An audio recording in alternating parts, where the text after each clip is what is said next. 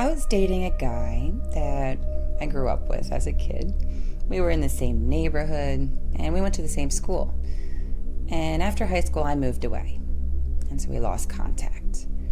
Now in high school, we weren't dating, we were just friends. But a few years passed, and we just didn't talk very much. Even when I went back to visit, we really never got to see each other. A few years passed, and I decided to move back in with my mother to help her out. And I just happened to bump into the same guy that I grew up with. And he told me about how he got a recent divorce, and I was telling him I moved back to help my mom out. And then we just exchanged numbers. And then I decided to call him, and it was just us talking on the phone, catching up through all the years that we missed. After about 2 weeks, we started dating regularly. I would come over his place and he would come over mine. And I never really thought I would date him, He was just one of my close friends. But when we grew up, I saw him differently. I always thought that most of the men that I dated never really added up to this guy. I think I was always looking for guys who actually had the same qualities as my best friend that I grew up with. So one thing led to another, and then we started officially dating. And then I started picturing in my head what our wedding would be like. I really thought that I found the one. He was the perfect guy. I saw us both being together for the rest of our lives. However, that didn't seem to be the case. He really had me fooled in the beginning. Looking back, he really did seem too perfect.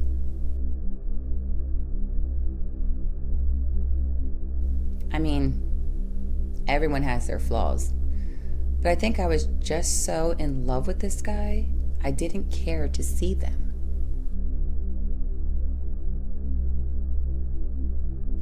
Sometimes you want something to be a certain way so badly that you just make it seem that way in your mind. Sometimes I wish I could go back to that time in my life and redo so many things. But that's life. You live and you learn. As things continue to move forward, we start spending more time together.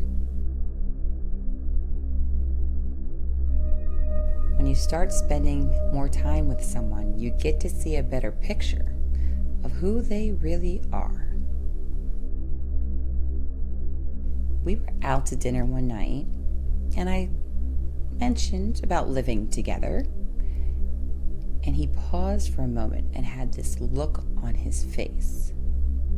It was like I said something wrong, and I was under the impression that that was the way the relationship was moving in. I asked him if he had considered living together, and he said, "No, not really." I was a little taken back by that. We were starting to get very serious in the relationship. In my mind, we should be ready to take many more steps. I was thinking marriage and kids, the whole 9 yards. The rest of the night just felt very weird. He didn't talk as much and something seemed off. Then he starts drinking heavily. He was ordering drink after drink. By the end of the dinner, he was completely wasted. I had to drive home and we had to go back to my house. We were driving to my house, and I remember that he was very adamant to be going to my house. I didn't know why he was acting that way. I mean, he could be drunk, so that could have been it. But there was something about the way that he kept on pushing to go to my house and not his house. I had been to his house on several occasions and didn't understand what the big deal was. I mean, I drove to my house and we ended up staying the night there. The next morning when we woke up, I kept on thinking, why did he not want us to go to his house? I asked him why he wanted me to drive to my house. He gave me the story how he was trying to fix up a part of his house and his house was in disarray. That really didn't make any sense to me. Plus, he had never mentioned anything about fixing up his house before. He left and went back to his house, and I started thinking more about it after he left. It was then that I realized that I hadn't been to his house in a few weeks. I'm trying not to think about it too much.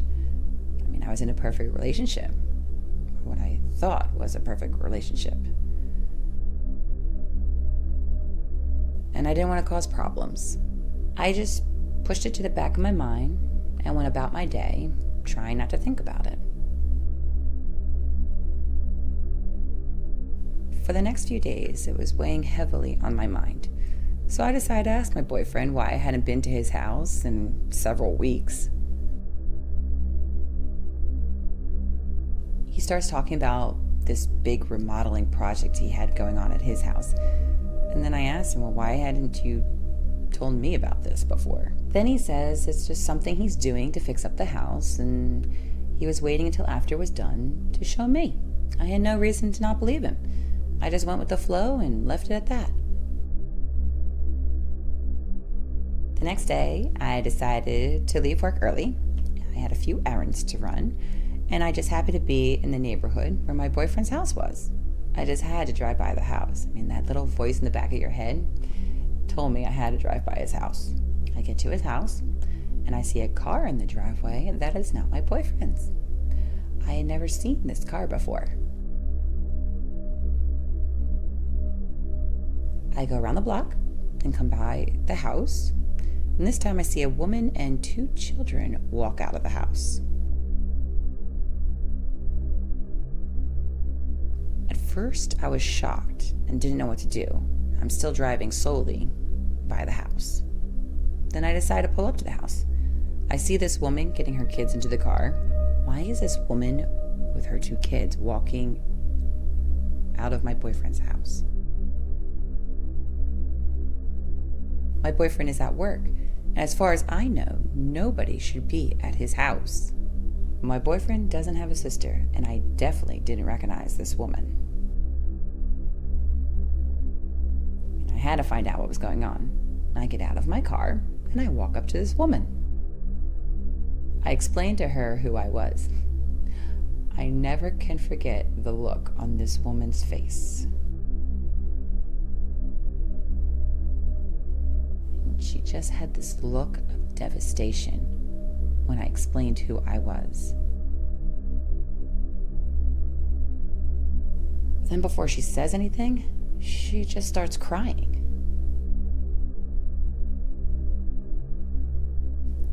I didn't know what to do. Then she gets herself together and starts explaining to me who she was. That's when I almost fell over. She explains to me that she is his wife and that these were his 2 kids.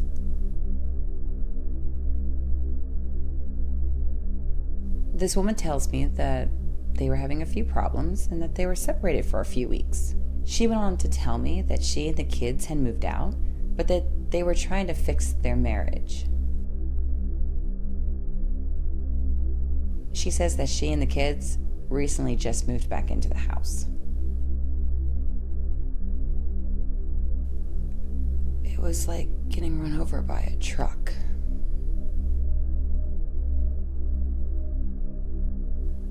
I was in complete shock. I couldn't believe that I was in this situation. I could not believe this guy lied to me. He he told me he was divorced, and he never mentioned having any children. I apologized to this woman, his wife, I should say, and left.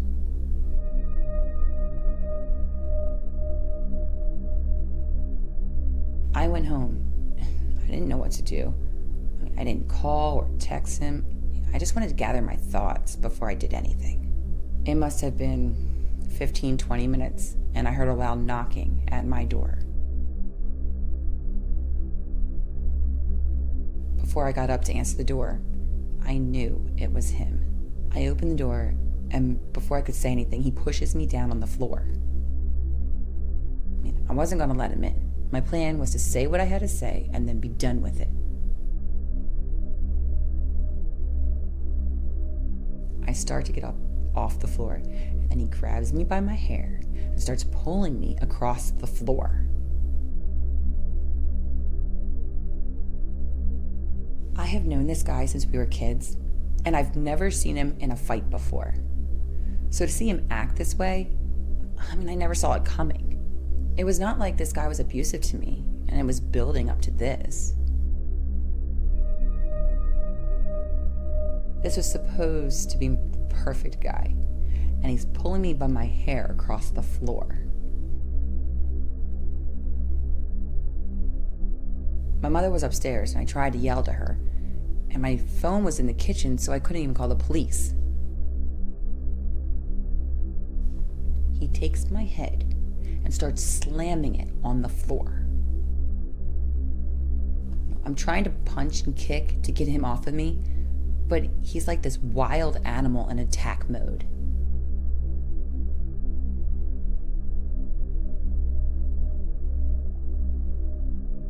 Just as I feel like I'm gonna pass out, I hear this woman behind me yelling, telling him to leave me alone.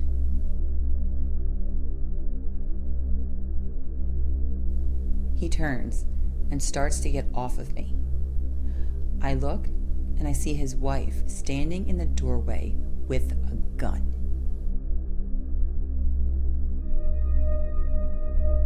At first, I didn't know if she was there to shoot me or him or both of us. But then she starts yelling at him, telling him to get away from me. The police show up and take him away. As crazy as it sounds, his wife saved my life.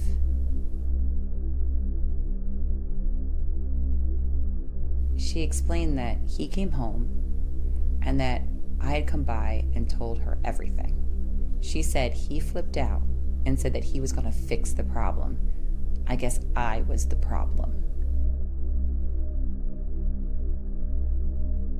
She said that she followed him to my house while she was on the phone with the police. I've never had contact with either one of them. I got a restraining order on him that night. I didn't want him near me ever again. I sold my mother's house and moved out of town again. And I had my mother come with me to live with me. It's one of those times in life you'll never forget, no matter how hard you try. But it's also one of those times in your life that you better learn from.